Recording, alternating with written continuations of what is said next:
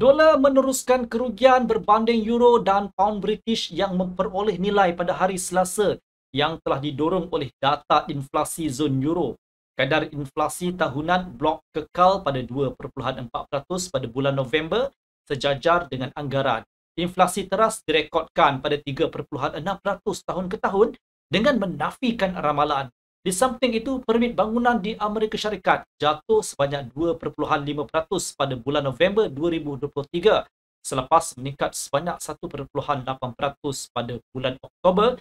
Kesan daripada penurunan dolar Amerika Syarikat dan menyebabkan aset berisiko untuk naik lebih tinggi. Ini meningkatkan jangkaan bahawa Rizab Persekutuan akan mengubah pendekatannya kepada dasar moneteri dan mula memotong kadar faedah pada suku pertama tahun 2024. Pound British dijangka meningkat kesan daripada inflasi di UK yang kekal tinggi memaksa Bank of England untuk mengekalkan kawalan kewangan yang ketat dengan lebih lama. Sebelum kita masuk ke dalam analisis teknikal, mari kita lihat kalender makroekonomi hari ini. Ia termasuk data harga pengguna dari Britain. Secara bulanan, inflasi UK dianggarkan meningkat sebanyak 0.1% pada bulan November.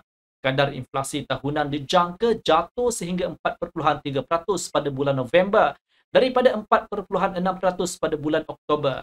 CPI teras dilihat merosot sehingga 5.6% tahun ke tahun, di mana ia terlalu jauh dari sasaran pengawal selia sebanyak 2%. Bank of England kemungkinan besar akan terus mengetatkan dasar moneteri jika inflasi meningkat. Dengan latar belakang ini, pound sterling dijangka meneruskan keuntungan mengatasi paras tertinggi satu bulan. Tambahan pula, Jerman bersedia untuk menerbitkan data mengenai harga pengeluar dan berpandukan kepada sentimen pengguna. Dalam kes statistik yang mengecewakan, euro mungkin mengalami kerugian. Pedagang juga boleh mengambil notis ucapan oleh Ketua Ekonomi Bank Pusat Eropah, Philip Lane, dan data mengenai keyakinan pengguna di kawasan euro untuk bulan Disember. Data yang serupa akan dikeluarkan oleh Amerika Syarikat.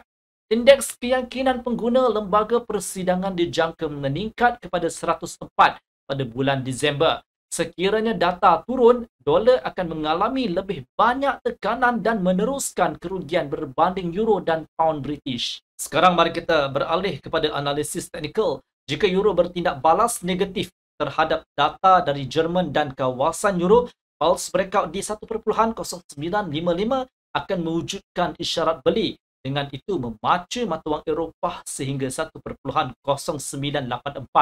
Sekiranya harga merosot dan bersatu di atas tahap ini, euro kemungkinan besar akan meningkat sehingga 1.1009 dan mungkin 1.1041, di mana saya mengesyorkan untuk membuat penjualan di rebound dengan jangkaan pembetulan intraday 25 sehingga ke 30 pips. Dalam senario kes penurunan, jika kenaikan gagal mendapatkan semula kawalan ke atas 1.0955, euro akan meluncur sehingga 1.0924 atau 1.0891, mengambil kembali keuntungan sesi sebelumnya. Pembelian di 1.0924 boleh dipertimbangkan di false breakout. Pada tahap 1.0891, terdapat kemungkinan untuk pembelian dengan jangkaan pembetulan intraday 25 sehingga ke 30 pips. Penjualan akan relevan sekiranya berlaku false breakout di 1.0984 atau 1.1009. Bercakap tentang pound British, keadaannya adalah sama.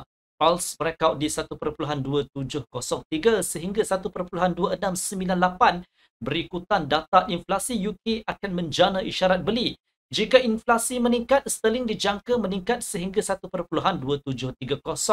Jika harga menembusi di atas paras ini, mata wang British berkemungkinan besar akan melanjutkan kenaikan, meningkat sehingga 1.2758 dan mencecah paras tertinggi baru satu bulan di 1.2790. Pada tahap ini, pedagang disyorkan untuk melakukan penjualan di rebound dengan jangkaan pembetulan intraday 20 sehingga ke 25 pips. Penjualan di 1.2730 dan 1.2758 boleh dibuka hanya sekiranya berlaku false breakout. Sebagai alternatif, jika harga menembusi dan menetap di bawah 1.2703 selepas statistik UK, sterling akan mengalami kerugian melepaskan keuntungan semalam dan terjun ke 1.2677, 1.2652 dan mungkin 1.2629. Pada tahap 1.2677, anda boleh membuat pembelian di false breakout. Pada para 1.2652 dan 1.2629, anda disyorkan untuk membuat pembelian di rebound dengan jangkaan pembetulan intraday 20 sehingga ke 25 pips. Sekian video analisis dari saya Hafiz Omar dan semoga berjumpa lagi.